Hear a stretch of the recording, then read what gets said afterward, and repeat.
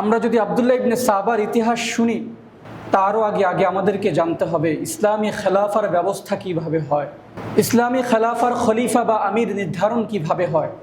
তাহলে আমরা আমাদের মূল আলোচনার সম্পূর্ণটা বুঝে ফেলবো ইনশাআল্লাহ। ইসলামী খেলাফা ব্যবস্থা অথবা রাষ্ট্র ব্যবস্থার একজন খলিফা নির্ধারণ হয় মোটামুটিভাবে চারভাবে। এক নম্বর হচ্ছে ইশারার মাধ্যমে, যে খলিফা বা আমির বেঁচে আছেন তিনি পরবর্তী খলিফা কে হবেন, বিভিন্ন ইঙ্গিতে ইশারার মাধ্যমে তিনি বলে যান। দুই নম্বর হচ্ছে ইসলামী রাষ্ট্র ব্যবস্থার যিনি খলিফা, পরবর্তী খলিফা কে হবেন যোগ্যতার বিচারে, পরহেজগারিতার বিচারে তিনি পরবর্তী খলিফার নাম মানুষের সামনে ঘোষণা করে যান। তৃতীয় নম্বর খলিফা বা আমির নির্ধারণের পদ্ধতি হলো খলিফা বেঁচে থাকতে তার পরবর্তী খলিফা কে হবেন সেজন্য সবচেয়ে উল্লেখযোগ্য 6 থেকে 7 জন একটা কমিটিকে তিনি গঠন করে যান, যারা মশওয়ারার মাধ্যমে এই খলিফার ইন্তেকালের পর তারা পরবর্তী খলিফা নির্বাচন করবে। চতুর্থ নম্বর পদ্ধতি হলো জনগণের মধ্যে যারা শিক্ষিত, অভিজ্ঞ, প্রবীণ এবং পাশাপাশি আল্লাহওয়ালা, খোদাভীরু, আলেম, ওলামা সহ তারা একজনকে নির্বাচন করবেন, একজনের হাতে বায়াত দিবেন। দেওয়ার পর পরবর্তী যারা আছে আম জনতা সকলে তার হাতে বায়াত দিবে। এই বায়াত দেওয়ার মাধ্যমেই খলিফা নির্ধারণ হয়। ইসলামের সোনালী যুগ থেকে আমরা এই 4 পদ্ধতিতে খলিফা নির্ধারণের পদ্ধতি দেখে আসছি। তো 1 নম্বর পদ্ধতি যেটা ইশারা ইঙ্গিতের মাধ্যমে, এটা হয়েছিল নবী সাল্লাল্লাহু আলাইহি সাল্লামের ওফাতের কিছুকাল আগে। কারণ যিনি ইসলামী রাষ্ট্রের খলিফা তিনি হবেন মিম্বারের খতিব, যিনি ইসলামী রাষ্ট্রের খলিফা তিনি হবেন মসজিদের ইমাম, যিনি ইসলামী রাষ্ট্রের খলিফা তিনি মিম্বার থেকে সকল বিষয়ের সমাধান করবেন। তো নবী সাল্লাল্লাহু আলাইহি সাল্লাম যতদিন আমির, খলিফা, রাসূল তিনি ছিলেন ততদিন পর্যন্ত নবী সাল্লাল্লাহু আলাইহি সাল্লামে মিম্বার থেকেই তো তিনি ঘোষণা দিতেন কোনটা হালাল, কোনটা হারাম, কোনটা ওয়াহি এবং কোনটা মানুষের জন্য মানা অপরিহার্য। নবী সাল্লাল্লাহু আলাইহি সাল্লাম যখন ওফাতের কিছুকাল আগে তিনি অসুস্থ হয়ে পড়েন, তিনি নামাজের জন্য যাবেন, প্রস্তুতি নিচ্ছেন, আবার পড়ে যাচ্ছেন। আমরা সকল ইতিহাস জানি নবী শেষমেশ যেতে পারেননি। না পারার ফলে নবী সাল্লাল্লাহু আলাইহি সাল্লাম আদেশ করলেন, মুরু আবা বকরিন ফালইউসাল্লি বিন্নাস, তোমরা আবু বকরকে আদেশ করো সে যেন মানুষদেরকে নিয়ে জামাত করে নেয়। এই যে সর্বপ্রথম আবু বকর সিদ্দিক রাদিয়াল্লাহু তাআলা আনহুকে নবী সাল্লাল্লাহু আলাইহি সাল্লাম ইমামতির ঘোষণা দিচ্ছে। এটা কেমন যেন নবীজির ওফাতের পর, মৃত্যুর পর খলিফাতুল মুসলিমিন হওয়ার ইঙ্গিত, যে আমার ওফাতের পর আবু বকরই হবে তোমাদের কর্ণধার, সে হবে তোমাদের আমির। হযরত আবু বকর রাদিয়াল্লাহু তাআলা আনহুকে ইঙ্গিত দিয়েছেন রাসূলুল্লাহ সাল্লাল্লাহু আলাইহি সাল্লাম। এরপর আবু বকর সিদ্দিক রাদিয়াল্লাহু তাআলা তিনি নামাজ পড়িয়েছেন। এটি হলো একটি ইঙ্গিত। আরেকটি ইঙ্গিত বুখারী শরীফের হাদিস 3736তম হাদিস। একজন মহিলা তিনি নবী সাল্লাল্লাহু আলাইহি সাল্লামের কাছে এসে বললেন, আল্লাহ রাসূল, আমি আপনার কাছে একটা বিষয় পরামর্শ চাই। আন্নামরাআতান আতাত রাসূলুল্লাহ সাল্লাল্লাহু আলাইহি সাল্লাম ফাকালিমাতহু মিন ফি শাইইন ফাআমারাহা বিআমরিন। নবী সাল্লাল্লাহু আলাইহি সাল্লামের কাছে এক মহিলা এসে পরামর্শ চাইলে নবীজি তাকে পরামর্শ দেন এবং তাকে সিদ্ধান্ত দেন যে তুমি তোমার এই বিষয়টা এইভাবে তুমি করো। বৃদ্ধ মহিলা ছিল তিনি। নবীজি পরামর্শ দেওয়ার পর তিনি যখন প্রস্থান করবেন, প্রস্থানের পূর্বে তিনি নবী সাল্লাল্লাহু আলাইহি সাল্লামকে বলেন, হে আল্লাহ রাসূল, ইনলাম আজিদুক, এখন তো আমি আপনার কাছে পরামর্শ পেলাম, কিছুদিন পর যখন আপনার কাছে আসবো, আপনার দরবারে এসে দেখবো আপনি নাই, অর্থাৎ ইন আসাবাকাল মাউত ফাফআল, আমি এসে দেখবো যে আপনি মৃত্যুবরণ করেছেন, আপনাকে মৃত্যু ছুঁয়েছে, একদিন তো মানুষ মরবেই, তখন আমি কি করব? তখন নবী সাল্লাল্লাহু আলাইহি সাল্লাম বলেন, ইন লাম তাজিদনি ফাতি আবা বকর, তুমি যদি এসে আমাকে না পাও তাহলে তুমি আবু বকরের কাছে সিদ্ধান্তের জন্য যাও। সুবহানাল্লাহ। দ্বিতীয় হাদিস দ্বারা প্রতীয়মান হয় যে নবী সাল্লাল্লাহু আলাইহি সাল্লামের ওফাতের পর খলিফাতুল মুসলিমিন, মুসলমানদের কর্ণধার, রাষ্ট্রপ্রধান হবেন হযরতে আবু বকর সিদ্দিক রাদিয়াল্লাহু তাআলা। শুধু তাই নয়, তৃতীয় নম্বর ইবনে মাজাহ শরীফের হাদিস 80 নম্বর হাদিস, হযরতে হুযায়ফা রাদিয়াল্লাহু তাআলা থেকে বর্ণিত হাদিস। তিনি বলেন, কুন্না জুলুসান ইনদান নবী সাল্লাল্লাহু আলাইহি সাল্লাম ইন্নী লা আদরি মা বাকা ফীকুম। একবার আমি হুযায়ফা এবং অন্যান্য সাহাবাই কেরাম একত্রিত হয়ে নবী সাল্লাল্লাহু আলাইহি সাল্লামের আশপাশে বসেছিলাম। হঠাৎ নবী সাল্লাল্লাহু আলাইহি সাল্লাম বলে উঠলেন, এই আমি যদি তোমাদের মাঝে বাকি না থাকি, আমাকে যদি তোমরা না পাও, তাহলে ফাক্তিদু বিল্লাদাইন, তোমরা 2 জন ব্যক্তির ইক্তেদা করবে, অনুসরণ করবে এবং 2 জন ব্যক্তিকে তোমরা মানবে। নবী সাল্লাল্লাহু আলাইহি সাল্লাম ইশারা করে দিচ্ছেন এই 2 জন ব্যক্তিকে তোমরা মানবে। তার ইশারাটা এমন ছিল, আশারা ইলা আবি বকরিন ওয়া আশারা ইলা উমর, যে আমার ওফাতের পর তোমরা কোনো সিদ্ধান্ত নিতে গেলে তোমরা সর্বপ্রথম আবু বকরের কাছে আসবে, এরপর তোমরা আসবে ওমরের কাছে। নবী সাল্লাল্লাহু আলাইহি সাল্লামের এই ইশারা ইঙ্গিতের মধ্যে প্রতীয়মান হয় যে নবী সাল্লাল্লাহু আলাইহি সাল্লামের ওফাতের পর কর্ণধার হবেন হযরতে আবু বকর সিদ্দিক রাদিয়াল্লাহু তাআলা। শুধু তাই নয়, একবার উহুদ পাহাড়ের উপর নবীজি দাঁড়িয়ে আছেন, সাথে ছিলেন ওমর এবং ছিলেন আবু বকর।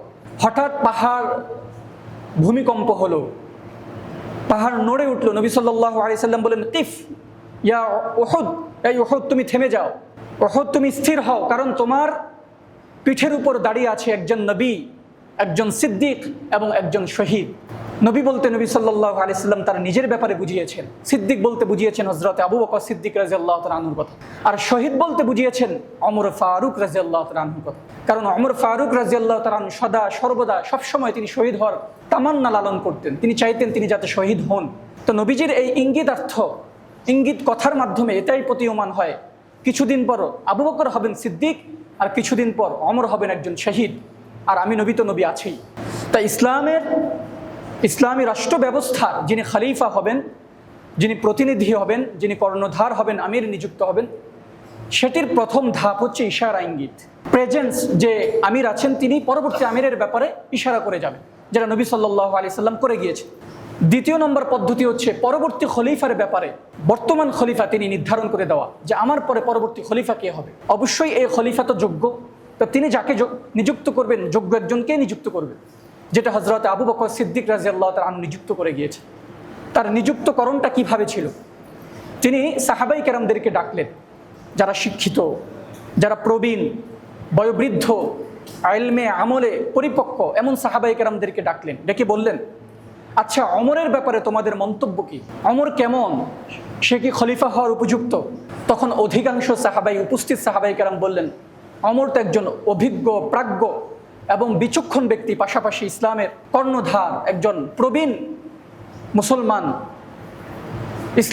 ইসলামের ঝান্ডাকে উত্তোলনের ক্ষেত্রে, উড্ডীন করার ক্ষেত্রে ওমরের ত্যাগ তিতিক্ষা অনিষ্কার্য, তিনি অবশ্যই আপনার পরবর্তী খলিফা হওয়ার উপযুক্ত। তবে দুই একজন ইশকাল এনেছেন যে ওমরের একটু রাগ বেশি, খলিফা তো বেশি রাগ হলে হবে না, বুদ্ধি দিয়ে কাজ করতে হবে।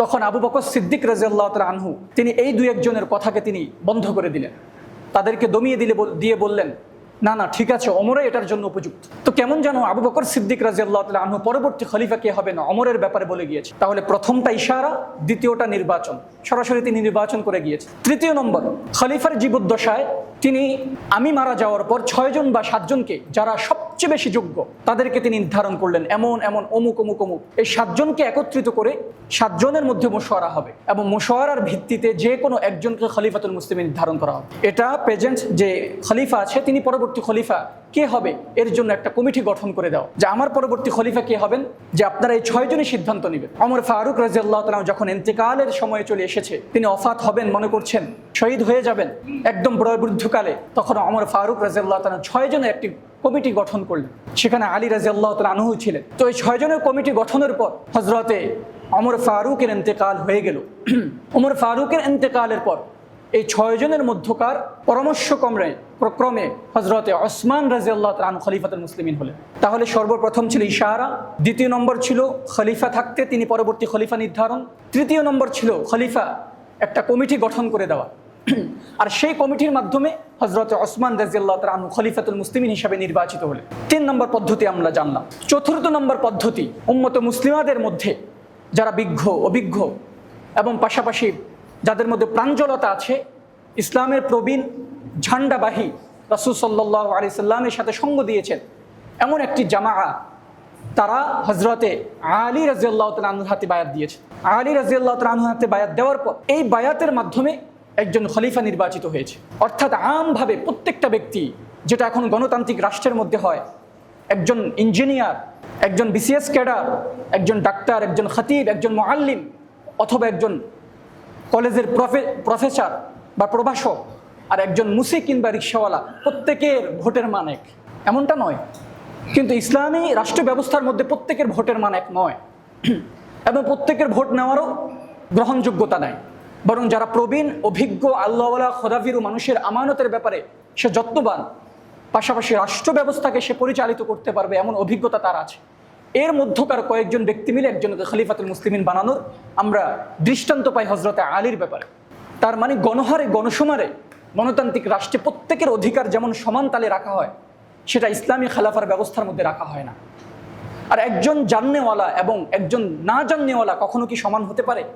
আল্লাহ সুবহানাহু ওয়া তাআলা বলেছেন, কুল হাল ইয়াস্তাবিল্লাযীনা ইয়ালামুন ওয়াল্লাযীনা লা ইয়ালামুন, যে জানে এবং যে জানে না তারা কি কখনো সমান হয়? তিনি প্রশ্ন করে কেমন যেন জানিয়ে দিচ্ছেন প্রশ্নের মধ্যে উত্তর আছে, সমান হয় না রে বেটা। তো যাই হোক, আমরা যে পদ্ধতিতে চলছি এটা ভুল পদ্ধতি, এটা মানুষের গড়া পদ্ধতি, এটা ইসলামী রাষ্ট্রীয় ব্যবস্থার গড়া পদ্ধতি নয়। তো নবী সাল্লাল্লাহু আলাইহি সাল্লামের সাহাবী হযরত ওসমান রাদিয়াল্লাহু তাআলা আনহু তিনি পরবর্তী খলিফা নির্ধারিত হন। ওসমান জীবিত থাকা অবস্থায় তিনি কোনো খলিফার ব্যাপারে ইঙ্গিত করে যাননি এবং পাশাপাশি কোনো খলিফা নির্ধারণও করে যাননি। তার ওফাত হয়ে যায়, তিনি শহীদ হয়ে যান। তার শহীদ হওয়ার পর একদল মানুষ কেউ চেয়েছেন যে ওসমানের হত্যার বদলা নেওয়া হোক, আর একদল মানুষ চেয়েছেন যে ওসমানের হত্যার বদলা নয় বরং রাষ্ট্র ব্যবস্থাকে, রাষ্ট্র কাঠামোকে ধরে রাখা হোক, রাষ্ট্র কাঠামোকে জিন্দা রাখা হোক। এই জন্য আলী রাদিয়াল্লাহু তাআলা আনহু হাতে বায়াত দিয়ে দেওয়া। তাহলে ইসলামের যে খলিফাতুল মুসলিমিনের ব্যবস্থা, খলিফাতুল মুসলিমিন নির্ধারণের ব্যবস্থা আমরা চারটি জানলাম। নবী সাল্লাল্লাহু আলাইহি সাল্লামের মাধ্যমে ইশারা হলো, আবু বকরের মাধ্যমে পরবর্তী খলিফা নির্ধারিত হলো, এবং ওমর রাদিয়াল্লাহু তাআলা আনহুর মাধ্যমে তিনি পরবর্তী মুশওয়ারা রেখে গেলেন, যে প্রতিনিধি দল রেখে গেলেন, কমিটি গঠন করে গেলেন। আর ওসমানের ওফাতের পর কয়েকজন অভিজ্ঞ যারা আছে তারা আলীর হাতে বায়াত দিয়ে দিলেন। এই চার পদ্ধতিতে ইসলামী হুকুমতের, ইসলামী ব্যবস্থাপনার যে খলিফা আছে সেই খলিফাকে নির্ধারণ করার আমরা সিস্টেম দেখেছি আলহামদুলিল্লাহ। তো যাই হোক, নবী সাল্লাল্লাহু আলাইহি সাল্লাম যখন মক্কা ছেড়ে মদিনায় যান, আমরা যদি আমাদের কারবালার ইতিহাসের দিকে আমরা পৌঁছাই, এর আগে আমাদেরকে এই বিষয়গুলো জানতে হবে, ভালোভাবে মনে রাখতে হবে। ইসলামের জয় জয়কার, নবী সাল্লাল্লাহু আলাইহি সাল্লাম মদিনায় যখন গিয়েছেন, ইসলাম শুধু মদিনার মধ্যে, মদিনার অলিগলিতে ছড়িয়ে যায়নি, বরং মদিনাকে ভেদ করে, মদিনা ছেয়ে ইসলাম পুরো আন্তর্জাতিক মহলের মধ্যে ছড়িয়ে ছিটিয়ে গিয়েছে। নবী সাল্লাল্লাহু আলাইহি সাল্লামের আমলে, আবু বকর সিদ্দিকের আমলে, ওমর ফারুকের আমলে, ওসমানের আমলে পুরো দিক বিদিক, পুরো পৃথিবীময় ইসলাম ছড়িয়ে ছিটিয়ে গিয়েছে। তো হযরতে মুহাম্মদ মুস্তাফা সাল্লাল্লাহু আলাইহি সাল্লাম যখন মদিনায় আগমন করেন, সেখানে যাওয়ার পর তিনি দেখতে পান ইহুদিদের ইবাদতখানা আছে, যেখানে তারা ইবাদত করে, ইহুদিদের মসজিদ আছে, ইহুদিদের সকলে একত্রিত হয়, বৈঠকখানা আছে, তারা সকলে মিলেমিশে থাকছে। নবী সাল্লাল্লাহু আলাইহি সাল্লাম বললেন, যেহেতু আমরা এখানে আসছি, আমরা একটা সন্ধি চুক্তিতে আবদ্ধ হই, আমরা ভিন্ন ধর্মের, তোমরাও ভিন্ন ধর্মের, তোমাদেরকে আমরা দাওয়া দেব। সেখানে সন্ধি চুক্তির মধ্যে হবে এমন, যদি আমাদের শত্রুপক্ষ আমাদের উপর হামলে পড়ে, আমাদের উপর হামলা করতে চায়, তখন তোমরা আমাদের পক্ষে থাকবে, তাদেরকে প্রতিহত করবে। একইভাবে তোমাদের শত্রুপক্ষ যদি তোমাদের উপর হামলে করতে চায়, তখন আমরাও তোমাদের সহযোগী হব। এইভাবে নবী সাল্লাল্লাহু আলাইহি সাল্লাম ইহুদিদের সাথে সমঝোতার ভিত্তিতে তিনি চেয়েছেন যে কোনো ধরনের বিভাজন যাতে সৃষ্টি না হয়। মদিনা সনদের মধ্যেও এটা উল্লেখ আছে, আমরা অনেকে মদিনা সনদ নাম শুনেছি। সেখানে এটা উল্লেখ রেখে নবী সাল্লাল্লাহু আলাইহি সাল্লাম ইহুদিদের সাথে একটি শান্তি চুক্তি তিনি সাইন করেন, যে এখন থেকে আমরা সকলে একত্রিত হয়ে চলাফেরা করব। ইহুদিরা কিছুদিন পর তারা সর্বদাই তো প্রতারক, ঘাতক, তারা যেতে না যেতে যখন দেখলো যে ইসলামের জয় জয়কার হচ্ছে, ইসলাম মদিনার অলিগলি ছড়িয়ে গিয়ে ইসলাম মদিনাকে ছেড়ে পুরো আন্তর্জাতিক মহলের মধ্যে ইসলাম ছড়িয়ে ছিটিয়ে যাচ্ছে, তখন ইহুদিদের আর সইল না। তারা কি করলো, রাসূল সাল্লাল্লাহু আলাইহি সাল্লাম সহ সাহাবায়ে কেরামের যে শত্রুপক্ষ ছিল, যে শত্রুপক্ষ তাদেরও চুক্তিপত্র অনুযায়ী, অর্থাৎ মক্কার মুশরিক, সেই মুশরিকদেরকে তারা লেলিয়ে দিল, তাদেরকে তারা সহায়তা করলো। আমরা জানি পরবর্তীতে বদর সংগঠিত হয়, 313 জন, আর মুশরিকরা ছিল 1000 জন। এই বদর সংগঠিত হওয়ার পিছনে এদেরও, ইহুদি যারা আছে তাদেরও কিছু কারিশমা আছে। নবী সাল্লাল্লাহু আলাইহি সাল্লাম যখন দেখলেন যে ইহুদিরা তাদের চুক্তি ভঙ্গ করছেন, নবী সাল্লাল্লাহু আলাইহি সাল্লাম তাদেরকে আবার সুযোগ দিলেন, আবার চুক্তিবদ্ধ হলেন যে তারা যাতে চুক্তি কোনোভাবে ভঙ্গ না করে। কিন্তু ইহুদি যারা, তারা তো তাদের কথায় কখনো অটল থাকবে না। তারা কি করলেন, নবী সাল্লাল্লাহু আলাইহি সাল্লামের ইসলামের এই জয় জয়কার দেখার পর তারা তাদের হিংসাবশত একবার নবী সাল্লাল্লাহু আলাইহি সাল্লামকে দাওয়াত করলেন। তারা বললেন যে আপনি আসেন, আপনারা আশেপাশে 2-1 সাহাবায়ে কেরামকে নিয়ে আসেন। তো নবী সাল্লাল্লাহু আলাইহি সাল্লাম তো কোথাও একা যেতেন না, যেহেতু তিনি রাষ্ট্রপ্রধান। নবী সাল্লাল্লাহু আলাইহি সাল্লাম সহ সাহাবায়ে কেরাম কয়েকজন মিলে ইহুদিদের বৈঠকখানায় তারা গেলেন, সেখানে গিয়ে উপস্থিত হলেন, বসলেন। হঠাৎ ইহুদি পণ্ডিত নবী সাল্লাল্লাহু আলাইহি সাল্লামকে বললেন যে আপনার আশেপাশে যে সমস্ত সাহাবায়ে কেরাম আছে তাদেরকে আপনি একটু বের হতে বলেন। সাহাবায়ে কেরামকে নবী সাল্লাল্লাহু আলাইহি সাল্লাম বললেন, তোমরা বের হও, আমার সাথে তাদের পার্সোনাল কোনো কথাবার্তা আছে। তখন সাহাবায়ে কেরামের অন্তরে খটকা লাগলো যে এখানে নবীজিকে একা রেখে, আমাদের নেতাকে একা রেখে আমরা কিভাবে বের হই। তবেও নবীজি সাল্লাল্লাহু আলাইহি ওয়াসাল্লাম যেহেতু আদেশ আছে, সাহাবায়ে কেরাম সুন্দর মতো তারা বেরিয়ে গেলেন। তখন ওই বৈঠকের একজন পণ্ডিত সে ইশারা করে একজন যুবকরে দেখালো যে পিছনে যে দেয়াল আছে, দেয়ালের উপরে তুমি উঠে তারা আগে থেকে প্রস্তুত ছিল যে নবী সাল্লাল্লাহু আলাইহি সাল্লামকে হত্যা করবে। আর নবীজিকে যদি হত্যা করা হয় তাহলে তো ইসলামের সমহান বাণীকে তারা মুছে দিতে পারবে, এটা তাদের ধারণা। তো একজন যুবককে তারা আদেশ করলো, নবী সাল্লাল্লাহু আলাইহি সাল্লামের সাথে পার্সোনালি কথা বলছে, বিভিন্ন বিষয়ে কথা বলছে, যুবক যাতে দেয়ালের পিছনে উঠে সেখান থেকে নবী সাল্লাল্লাহু আলাইহি সাল্লাম মাথা মোবারক সরাসরি যাতে পাথর নিক্ষেপ করে। যখন সে যুবক দেয়ালে উঠছিল পেছন দিক থেকে, সামনে তো নবী সাল্লাল্লাহু আলাইহি সাল্লাম কথা বলছিলেন, এমত অবস্থায় জিবরিল আমিন আলাইহিস সালাতু ওয়াস সালাম নবী সাল্লাল্লাহু আলাইহি সাল্লামের কানে এসে বলেন যে আল্লাহর রাসূল আপনি এখান থেকে সরে যান, আপনাকে তারা হত্যার জন্য ফোন দিয়ে এটেছে। নবী সাল্লাল্লাহু আলাইহি সাল্লাম দ্রুত সময়ের মধ্যে সেখান থেকে প্রস্থান করেন এবং নবী সাল্লাল্লাহু আলাইহি সাল্লাম ব্যাপারটা জেনে যান। তিনি তাদের যে কৌশল, এই কৌশলটা তিনি জেনে যান। জেনে যাওয়ার পর নবী সাল্লাল্লাহু আলাইহি সাল্লাম আরও ইয়াহুদিদের অনৈক্য মতানৈক্য এবং তাদের ষড়যন্ত্রের কবল থেকে বাঁচার জন্য তাদেরকে মদিনা থেকে তিনি বিতাড়িত করেন। ইয়াহুদিরা মদিনা থেকে বিতাড়িত হয়, তারা খাইবারে চলে যায়। খাইবার একটা প্রান্তর, সেখানে তারা গিয়ে অবস্থান করে। পরবর্তী আমরা জানি খাইবারও হয়, খাইবারে যুদ্ধ সংগঠিত হয়। খাইবারে যখন যুদ্ধ সংগঠিত হয়, মদিনার আশপাশ হতে খাইবার সহ পুরো প্রত্যন্ত সকল অঞ্চল থেকে ইয়াহুদিদেরকে বিতাড়িত করে দেওয়া হয়। ইয়াহুদিরা আর কোথাও স্থান পায় না। আমরা এখনও জানি, এখনও পর্যন্ত মদিনার আশপাশে কিন্তু ইয়াহুদিদের সাধারণভাবে ইয়াহুদিরা কোনোভাবে যেতে পারবে না। যদিও বর্তমানের যারা প্রেসিডেন্ট আছে, বাদশাহ আছে, রাজা আছে, তারা ইয়াহুদিদেরকে অনেক সুযোগ সুবিধা দিচ্ছে বিভিন্ন কৌশলে। কারণ দাজ্জালের জন্য, দাজ্জাল তো ইয়াহুদিরা মক্কা নগরীর একেবারে আশেপাশে তারা থাকবে, তারা ভিড়বে, সেখান থেকে দাজ্জাল আগমন করবে। তো ওই দাজ্জালের জন্য প্রস্তুতি আমাদের এই নিমুখ হারাম এবং তারা ইয়াহুদিদের রণকৌশল যারা বুঝে না, অজ্ঞ মূর্খ, এই সমস্ত ব্যক্তিরা এখনো ইয়াহুদিদেরকে তারা সুযোগ দিচ্ছে। যদিও নবী সাল্লাল্লাহু আলাইহি সাল্লাম পুরো জাজিরাতুল আরব থেকে ইয়াহুদিদেরকে তিনি বিতাড়িত করলেন তাদের এই বিশ্বাসঘাতকতার কারণে, তাদের প্রতারণার কারণে, তাদের ঘাতক হওয়ার কারণে। নবী সাল্লাল্লাহু আলাইহি সাল্লাম তাদেরকে বের করে দিলেন। খাইবারও সেখানে যুদ্ধ সংগঠিত হয়, সেখান থেকেও তারা বিতাড়িত হয়। ইয়াহুদিরা আর কোথাও নেই। যখন ইয়াহুদিরা দেখলো ইসলামের সুমহান বাণী চতুর্দিকে ছড়িয়ে যাচ্ছে, মদিনা হতে ইয়ামান হতে বসরায়, বসরা হতে কুফায়, মিশরে, আল জাজিরায়, সব জায়গায়, শামে, সিরিয়ায়, সব জায়গায় যখন ইসলামী সুমহান বাণী ছড়িয়ে যাচ্ছে, তখন ইয়াহুদিরা তারা সুযোগ খুঁজতেছে যে কিভাবে ইসলামকে প্রশ্নবিদ্ধ করা যায়, ইসলামকে কিভাবে মানুষ সামনে প্রশ্নবিদ্ধ করা যায়। তারা সেই সুযোগের সন্ধানে ছিল। তারা সুযোগ খুঁজেছিল মুহাম্মদ সাল্লাল্লাহু আলাইহি সাল্লামের জামানায়, সুযোগ পায়নি, বরং তারা বিতাড়িত হয়েছে। মুহাম্মদ সাল্লাল্লাহু আলাইহি সাল্লামের মৃত্যুর পর আবু বকর যখন খলিফা হয়, এই খলিফার আমলে তারা চেয়েছে যে তারা ইসলামকে প্রশ্নবিদ্ধ করবে। তারা সেটাও পারেনি, কারণ আবু বকর সিদ্দিক রাদিয়াল্লাহু তাআলা আনহু তিনি সরল সোজা ছিলেন, কিন্তু তিনি বোকা ছিলেন না। তিনি সরল সোজা ছিলেন, তিনি বোকা ছিলেন না। আমরা জানি একবার রাসূল সাল্লাল্লাহু আলাইহি সাল্লাম সহ যখন হিজরত করে তারা যাচ্ছিলেন মদিনার উদ্দেশ্যে, তখন তাদের মাথার একটা দাম ধরা হয়েছিল। একজন ব্যক্তি জিজ্ঞেস করলো, সব জায়গায় ডোল তাবলা দিয়ে বাজিয়ে দেওয়া হয়েছে যে দুইজন ব্যক্তি আবু বকর এবং রাসূলকে যদি তোমরা পাও, মুহাম্মদকে পাও, তাদের মাথায় 100টা উট দেওয়া হবে, এই দেওয়া হবে, সে দেওয়া হবে, অনেক ঘোষণা দেওয়া হয়েছে। তখন প্রতিমধ্যে আবু বকর সিদ্দিক রাদিয়াল্লাহু তাআলা আনহু এবং রাসূল সাল্লাল্লাহু আলাইহি ওয়াসাল্লাম হাঁটছিলেন, তারা হিজরতের উদ্দেশ্যে যাচ্ছিলেন। তখন তাদেরকে উদ্দেশ্য করে একজন জিজ্ঞেস করলো, এই তোমরা কারা? তোমরা কি আবু বকর এবং মুহাম্মদ সাল্লাল্লাহু আলাইহি সাল্লামকে চেনো? অথবা তুমি কে? তখন আবু বকর সিদ্দিক রাদিয়াল্লাহু তাআলা একবার বললেন না যে আমি আবু বকর, অথবা আমি আবু বকর নয়, ইনি মুহাম্মদ, অথবা ইনি মুহাম্মদ নয়।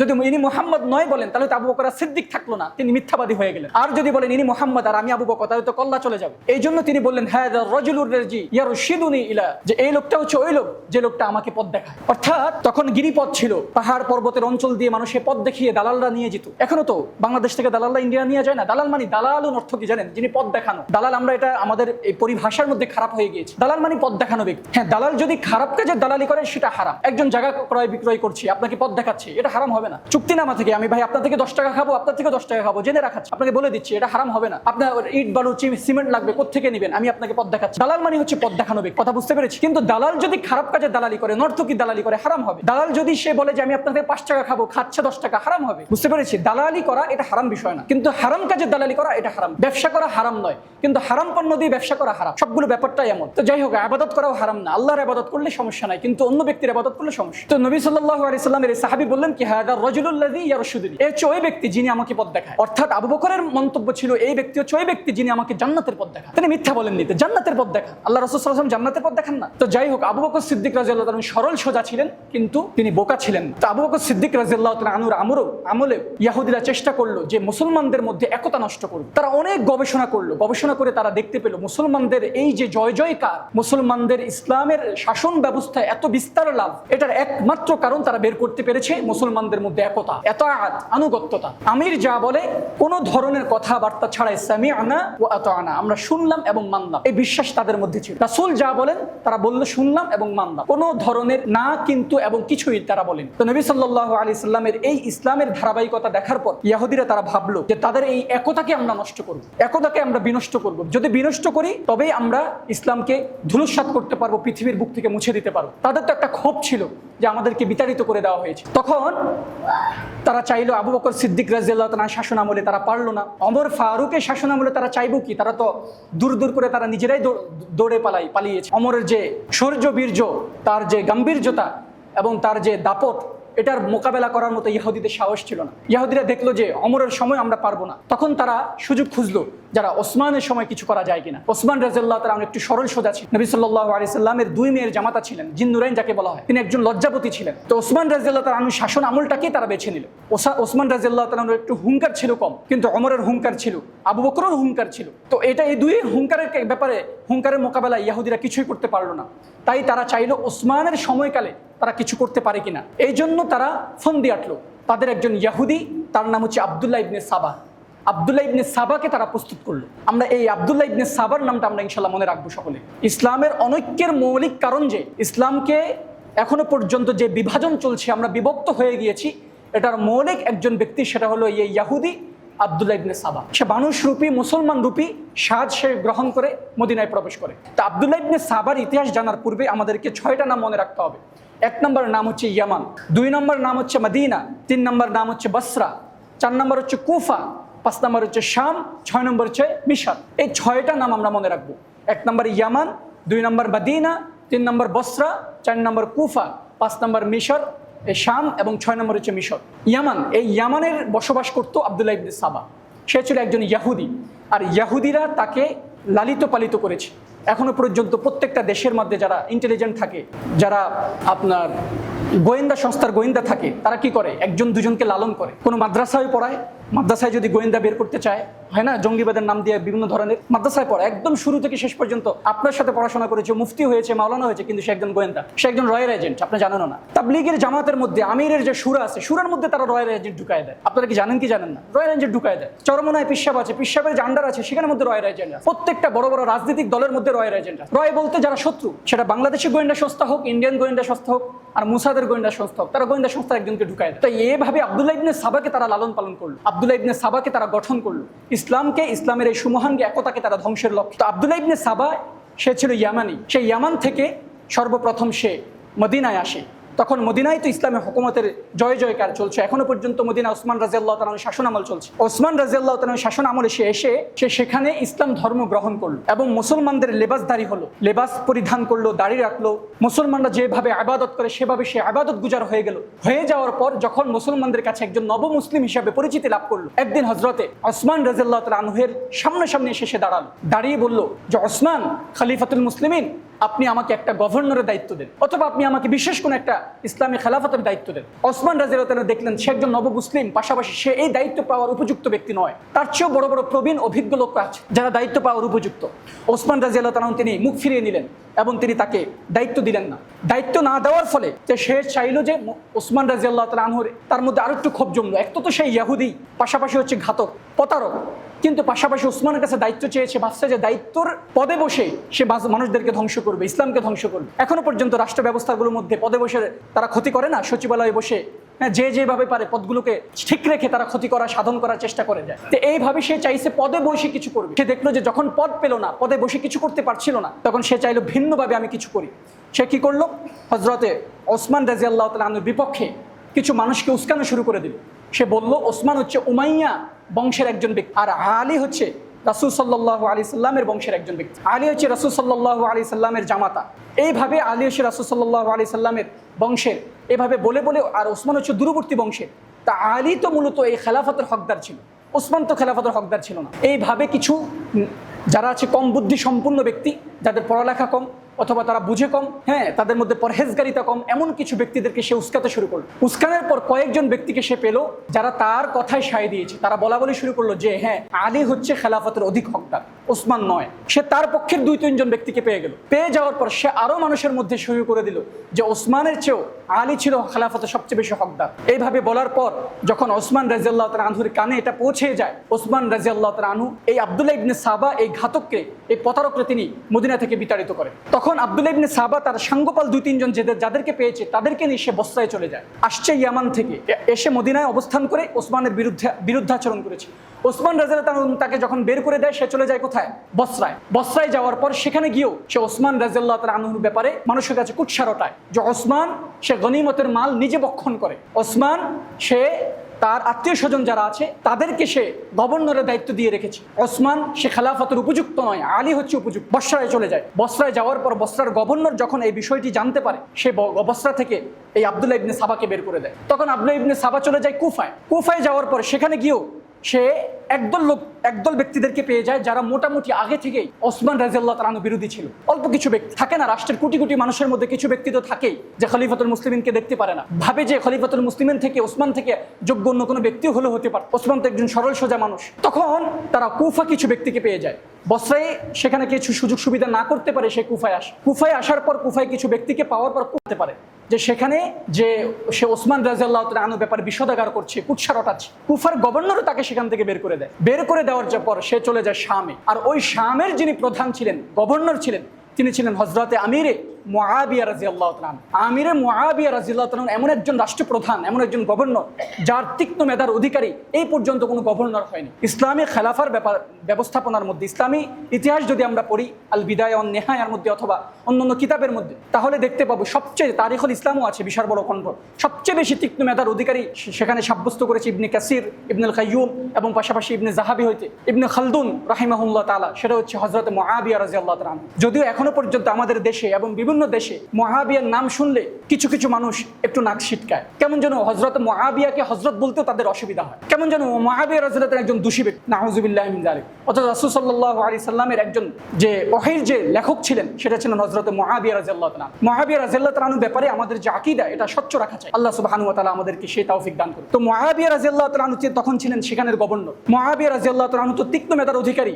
আব্দুল্লাহ ইবনে সাবা এই শামে যাওয়ার পর মুআবিয়ার সামনে আর যায়নি। সে মুআবিয়ার সামনে না গিয়ে সেখানে আশপাশের মানুষদেরকে সে বলা বলি শুরু করে দিল। তখন আবু দারদার রাদিয়াল্লাহু তাআলা আনহু নামে একজন সাহাবী ছিলেন, তিনি দেখলেন যে এই আব্দুল্লাহ ইবনে সাবা তো ওসমানের বিরুদ্ধে আচরণ করছে, খলিফাতুল মুসলিমিনের উপর আঙ্গুল ছুঁইছে, আঙ্গুল উঠাচ্ছে, এ তো সুবিধাজনক লোক না। একে সাথে সাথে মুআবিয়ার দরবারে নিয়ে গেলেন। মুআবিয়া রাদিয়াল্লাহু তাআলা তাকে তার থেকে কথা নিলেন, চুক্তি নিলেন যে কোনোভাবেই যে হযরতে ওসমান রাদিয়াল্লাহু তাআলা বিরুদ্ধাচরণ করবে না, তার ব্যাপারে কুৎসা রটাবে না, অপবাদ দিবে না সে, এবং পাশাপাশি এই শাম থেকে সে বেরিয়ে যাবে। তাকে এক মুসলেখা নিয়ে সেখান থেকে আব্দুল্লাহ ইবনে সাবাকে বের করে দেয়। আব্দুল্লাহ ইবনে সাবা যখন শামে কিছু করতে পারলো না, 3-4টা রাষ্ট্র কিন্তু ঘুরছে, সেখান থেকে সে চলে যায় সরাসরি মিশরে। আর ওই মিশরে যাওয়ার পর সেখানে মোটামুটি ছোটখাটো একটা দল সে পেয়ে যায়। কুফায় একটা দল পায়, মদিনা থেকে কিছু মানুষ আনে, বসরায় কিছু করতে পারে না, শামও কিছু করতে পারে না, কিন্তু মিশরে যাওয়ার পর মোটামুটি ছোট একটা সে দল পেয়ে যায়, যে দলরা তার কথায় সায় দেয় এবং মোটামুটি সে একটা বড় দলে পরিণত হয়। হ্যাঁ, 150-200-500 দলের মতো একটা দল সে পেয়ে যায়। এই দলগুলো নিয়ে সে হযরত ওসমান রাদিয়াল্লাহু তাআলা আনহুর বিরুদ্ধে সে বিদ্রোহী হয়ে যায়। বিদ্রোহী হয়ে সে মিশর থেকে শুরু করে মদিনার উদ্দেশ্যে গমন করে। কথা বুঝতে পারছি? আব্দুল্লাহ ইবনে সাবা এই মৌলিকভাবে সে হচ্ছে মুসলমানদের মধ্যে অনৈক্যের প্রধান। সে মদিনার উদ্দেশ্যে গমন করে মদিনার আশপাশে এসে সে একটা জায়গার মধ্যে অবস্থান করে। সে বসরায় ঘুরেছে, কুফায় ঘুরেছে, কুফায় মানুষ পেয়েছে, বসরায় পায়নি। মদিনাও অল্প কিছু মানুষ পেয়েছে। শামে গিয়েছে, মুআবিয়া রাদিয়াল্লাহু তাআলা আনহু থাকার কারণে কিছু একটা করতে পারেনি। শাম থেকে করতে না পেরে সে মিশরে যায়। মিশরে সেখানে যাওয়ার পর কিছু মানুষকে সে পায়। এই মানুষগুলোকে নিয়ে সে মদিনার উদ্দেশ্যে গমন করে, যে হযরত ওসমান রাদিয়াল্লাহু তাআলা আনহুর বিরুদ্ধাচরণ করে। মদিনার উদ্দেশ্যে গমন করে সে একটা জায়গায় গিয়ে অবস্থান করে। অবস্থান করার পর সে মদিনায় প্রবেশ করে কি করে না, এবং সেখানে গিয়ে সে কি কি যুক্তি উপস্থাপন করে এবং মুসলমানদের মাঝে কিভাবে সে অনৈক্য সৃষ্টি করে, যে অনৈক্যর ফসল আমরা আজ পর্যন্ত দিয়ে আসি। ইসলামের সোনালী যুগ এ ওসমান রাদিয়াল্লাহু তাআলা আনহু পর্যন্ত ছিল। হযরত মুহাম্মদ মুস্তাফা সাল্লাল্লাহু আলাইহি সাল্লামের যুগ, আবু বকর, ওমর, ওসমান, এই 4টা যুগের মধ্যে কোনো ধরনের অনৈক্য ছিল না। ওসমানের ওফাতের পর মৌলিকভাবে এই আব্দুল্লাহ ইবনে সাবার কারণে, ইসলামের প্রধান শত্রু এই ইহুদি নামক ঘাতক প্রতারকের কারণে ইসলামের মধ্যে, মুসলমানদের মধ্যে আজও পর্যন্ত অনৈক্য চলছে। কথা বুঝতে পারছি তো আমরা? এই ইতিহাস আমরা যা বললাম আজকে পর্যন্ত পুরো ইতিহাসটা আমরা মনে রাখবো। যদি মনে রাখি তাহলে এর ধারাবাহিকতায় ইনশাল্লাহ আগামী সপ্তাহে যে পর্ব আছে সে পর্বগুলো আমরা সহজে আমাদের বোধগম্য হবে। আল্লাহ সুবহানাহু ওয়া তাআলা ইতিহাস থেকে আমাদের শিক্ষা গ্রহণের তৌফিক দান করুন এবং পরবর্তী সপ্তাহের জন্য আমাদের সবাইকে প্রস্তুতি গ্রহণের তৌফিক দান করুন। আমিন ওয়া আখিরু দাওয়ানা আলহামদুলিল্লাহি রাব্বিল আলামিন। যারা সুন্নাত পড়েনি সকলে সুন্নাত পড়ুন।